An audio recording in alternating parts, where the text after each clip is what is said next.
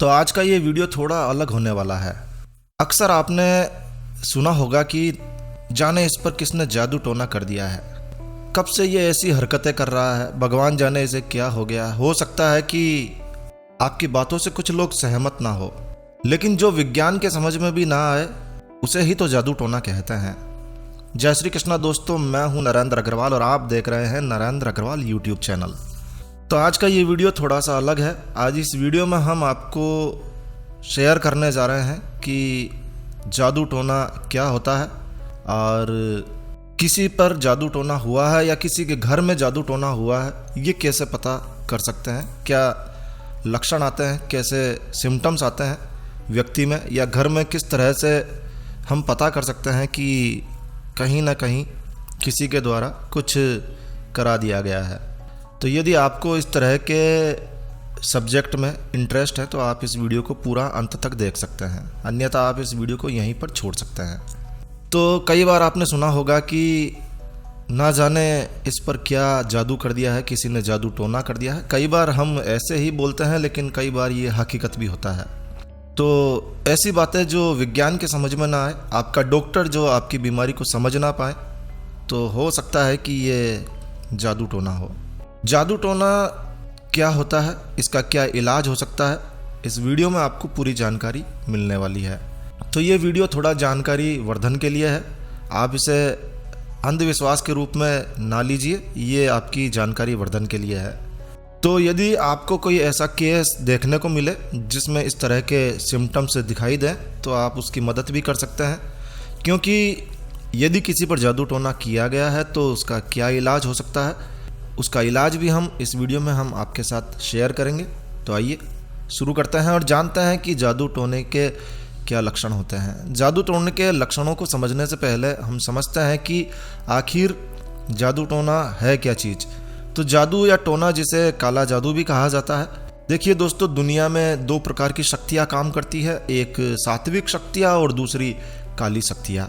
जिन कामों में काली शक्तियों की मदद ली जाती है उसे ही काला जादू कहा जाता है। या फिर आप यह भी कह सकते हैं कि जब कोई व्यक्ति काली ताकतों की मदद से अपना कोई काम सिद्ध करवाना चाहता है, अपना कोई कार्य करवाना चाहता है, तो यही काला जादू कहलाता है। इस ब्रह्मांड की शुरुआत से ही आसुरी शक्तियाँ और दैवीय शक्तियों का अस्तित्व हम देखते हुए आए हैं। लगभग सभी धर्म शास्त्रों में भी इसका वर्णन है। तो जब आप किसी दैवीय शक्ति की मदद से कोई कार्य सिद्ध करवाते हैं तो दैवीय शक्ति किसी की मदद के लिए ही काम करती है, यानी कि किसी के भले के लिए ही काम करती है। और यदि कोई साधक अपनी सिद्धियों के बल पर कोई बुरा काम करने की सोचता भी है तो ऐसे साधक की मौत भी हो सकती है। तो दैवीय शक्तियाँ कभी किसी का बुरा नहीं करती है। तो ऐसी स्थिति में जब किसी साधक को किसी का बुरा करना होता है, उसका उद्देश्य ही यही होता है कि वो किसी का बुरा करे।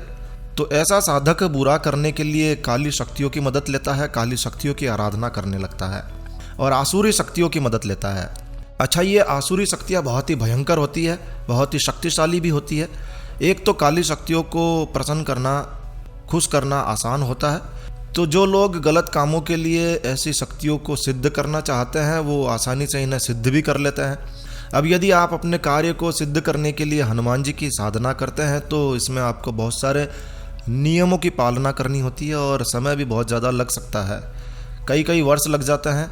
जबकि किसी काली शक्ति को सिद्ध करना हो तो ये बहुत जल्दी सिद्ध हो जाती है। और इन आसुरी शक्तियों में भूत प्रेत, जिन्न जिन्नात और राक्षस और चुड़ैल आदि होते हैं, ये बहुत ही जल्दी सिद्ध हो जाया करते हैं। तो फिर ऐसे में तांत्रिक इन शक्तियों को सिद्ध करते हैं और अपने मन माना काम करवाने में इनकी मदद लेते हैं। अब ये शक्तियाँ किसी के भले के लिए तो कम काम करती है, बल्कि बुरे के लिए बहुत जल्दी और तेज़ी से काम करती है, क्योंकि किसी का बुरा करके तांत्रिक इनको भोग भी देते हैं और तांत्रिक के द्वारा दिए गए भोग से ऐसी शक्तियाँ और अधिक शक्तिशाली बनती हैं, तो वो आसानी से उनकी मदद भी कर देती है। तो ज़्यादातर लोग कर्ण पिशाचनी की साधना करते हैं। आपने कर्ण पिशाचनी का नाम सुना ही होगा। ये एक तामसिक शक्ति है। चलिए, ये विषय बहुत ही बड़ा है और अगर हम लगातार इसी पर बात करेंगे तो वीडियो काफ़ी लंबा हो जाएगा। तो आइए मुद्दे पर आते हैं। तो काला जादू एक प्रकार की नेगेटिव ऊर्जा का ही रूप है जिसकी मदद से किसी को नुकसान पहुंचाने का प्रयास किया जाता है। तो किसी भी तरीके से जब नेगेटिव ऊर्जा यानी नकारात्मक ऊर्जा को आपके घर में पहुंचा दिया जाता है तो इसे ही आप जादू टोना कह सकते हैं। तो कुल मिलाकर जब नेगेटिव शक्तियाँ, नेगेटिव ऊर्जा आपके घर में या फिर आप पर हावी होने लगती है, जब किसी व्यक्ति पर नेगेटिव ऊर्जा हावी हो जाती है तो वो काफ़ी नेगेटिव हो जाता है और ऐसी स्थिति में उसे देखने मात्र से आप समझ सकते हैं कि इस पर कुछ हुआ है। कैसे पता चलेगा कि किसी को जादू टोना हुआ है? तो जादू टोना होने पर कुछ लक्षण दिखाई देते हैं जिससे आप पता लगा सकते हैं कि कहीं ये केस, ये व्यक्ति जादू टोने का शिकार तो नहीं है। तो जब किसी व्यक्ति पर या किसी के घर में जादू टोना कर दिया जाता है तो ऐसा व्यक्ति या उस घर में रहने वाले व्यक्ति या उस घर में रहने वाले सदस्य मानसिक रूप से अशांत होने लगते हैं। ऐसे घर में रहने वाले व्यक्तियों का मन बार बार बेचैन होने लगता है, बिना किसी कारण ही बेचैन होने लगता है। ऐसे व्यक्ति अनावश्यक चिंता करते हैं, एक ही चीज़ को बार बार सोचते हैं और परेशान होने लगते हैं। लगातार सोचने से उनके मन में लगातार बेचैनी बनी रहती है। और यदि ऐसा व्यक्ति किसी मंदिर में जाता है, किसी सकारात्मक ऊर्जा के केंद्र पर जाता है तो वहाँ की सकारात्मक ऊर्जा में जाने पर उसे थोड़ा सुकून मिलता है। तो यदि ऐसे ही कुछ लक्षण दिखाई दें तो आप समझ लीजिए कि ये किया कराया हो सकता है, जादू टोना हो सकता है, जिसे आप काला जादू भी कह सकते हैं। जादू टोना होने पर घर में शांति नहीं रहती है। देखिए, ऐसे घर में जहाँ जादू टोना हुआ है वहाँ लगातार अशांति बनी रहती है, लगातार घर में लड़ाई झगड़े होने लगते हैं और टोना कराने वाला आपके घर में या तो कुछ गाड़ देता है या फिर आपके घर में कुछ तांत्रिक वस्तु फेंक दी जाती है। तो उस वस्तु से निकलने वाली नेगेटिव ऊर्जा घर में रहने वालों के दिमाग पर लगातार असर डालती है और घर वालों को इसका एहसास नहीं होता है कि वो कुछ गलत बोल रहे हैं या कुछ गलत कर रहे हैं। और घर के सदस्य सभी एक दूसरे पर इल्ज़ाम लगाते हैं, लड़ाई झगड़ा करने लगते हैं। यदि कोई व्यक्ति उन्हें रोकने का प्रयास करता है तो वो उन्हीं पर चिल्लाने लगते हैं। तो यदि किसी घर में अचानक से लगातार झगड़े हो रहे हैं तो घर में नेगेटिव ऊर्जा का वास हो सकता है, नेगेटिव ताकतों का निवास हो सकता है। बिना कारण होने वाले झगड़े इसी बात का संकेत करते हैं कि आपके घर में जादू टोना हुआ है।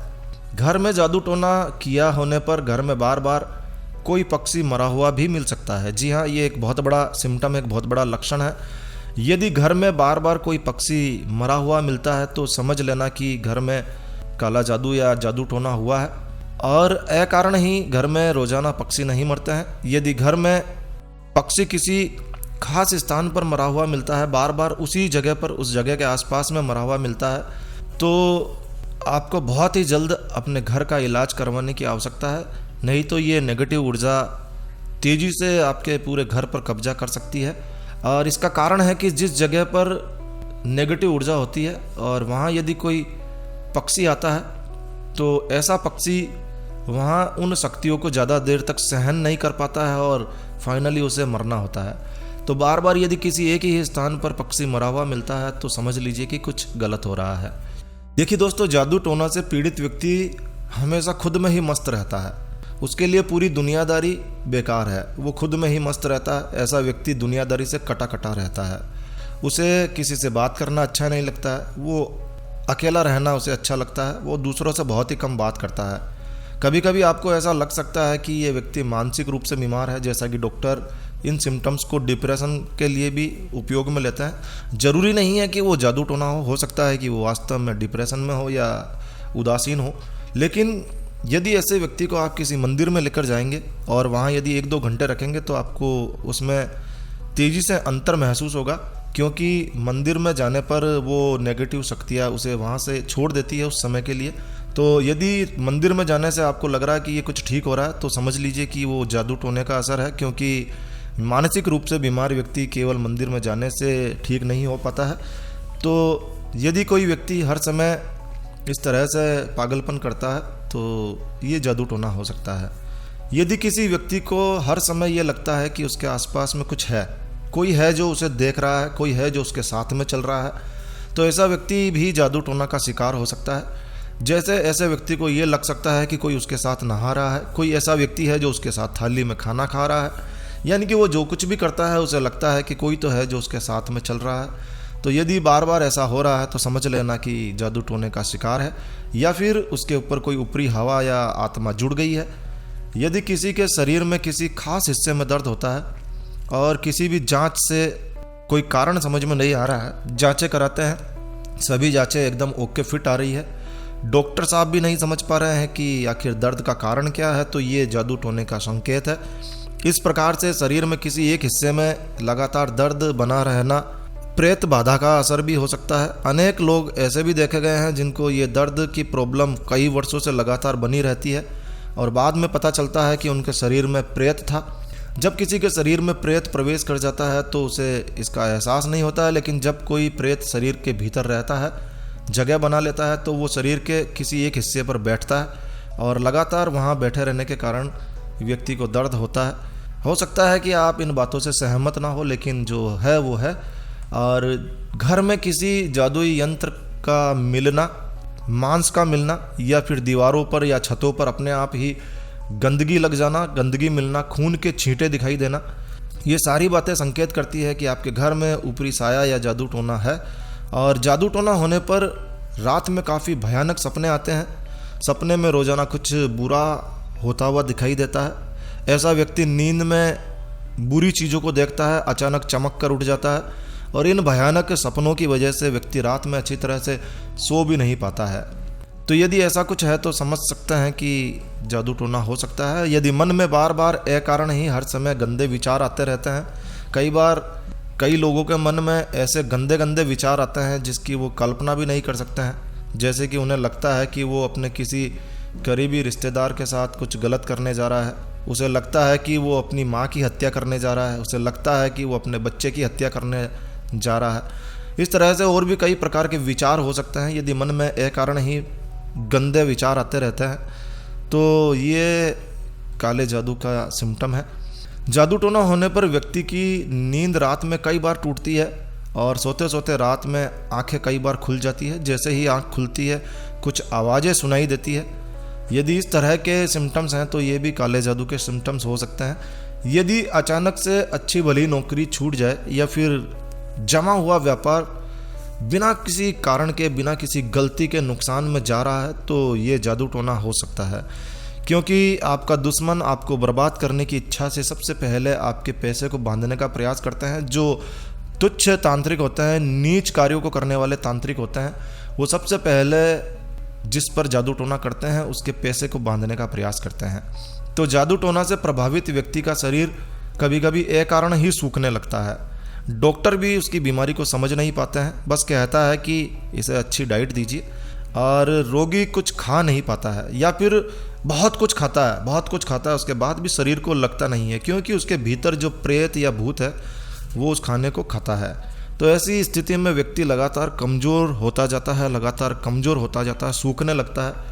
और यदि ऐसी स्थिति है तो उसे जल्दी ही किसी तांत्रिक इलाज की आवश्यकता है, क्योंकि डॉक्टर तो समझ नहीं पा रहा है। तो काली ताकतों का साया पड़ने के बाद घर में कई बीमारियां आने लगती है। घर का कोई ना कोई सदस्य बार बार बीमार होने लगता है।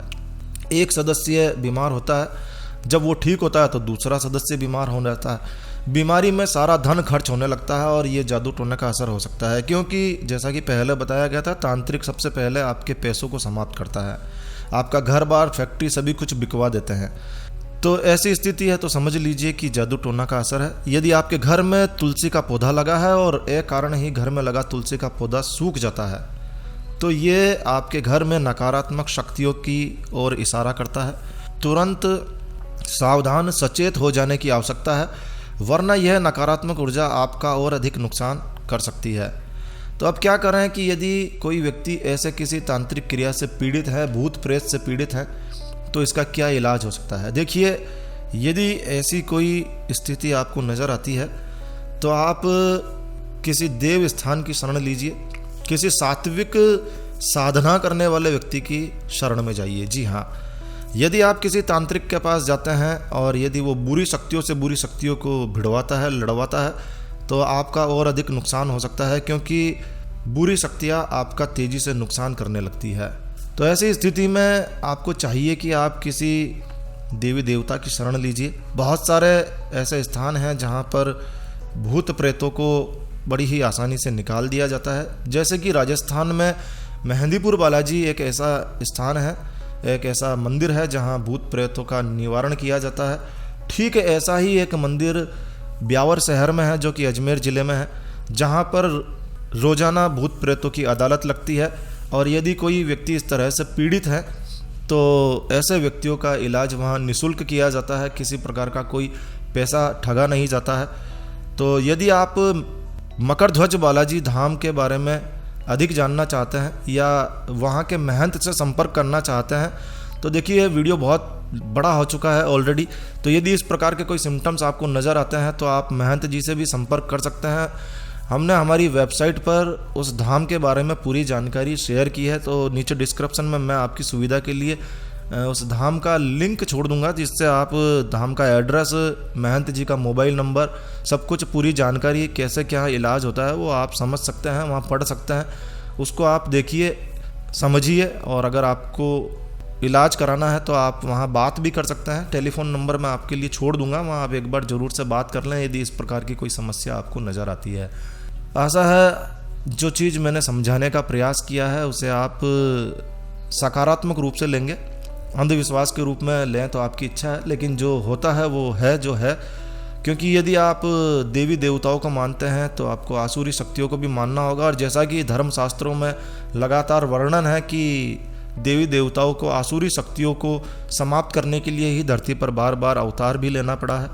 तो यदि आप भगवान को मानते हैं, श्री राम को मानते हैं, श्री कृष्ण को मानते हैं, तो आपको कंस और रावण को भी मानना तो होगा ही होगा। चलिए लंबा नहीं करते हैं और इस वीडियो को यहीं विराम देते हैं। तो दोस्तों यह वीडियो, यह जानकारी आपको अच्छी लगी हो, यूज़फुल लगी हो तो कृपया लाइक के बटन पर ज़रूर क्लिक कीजिए।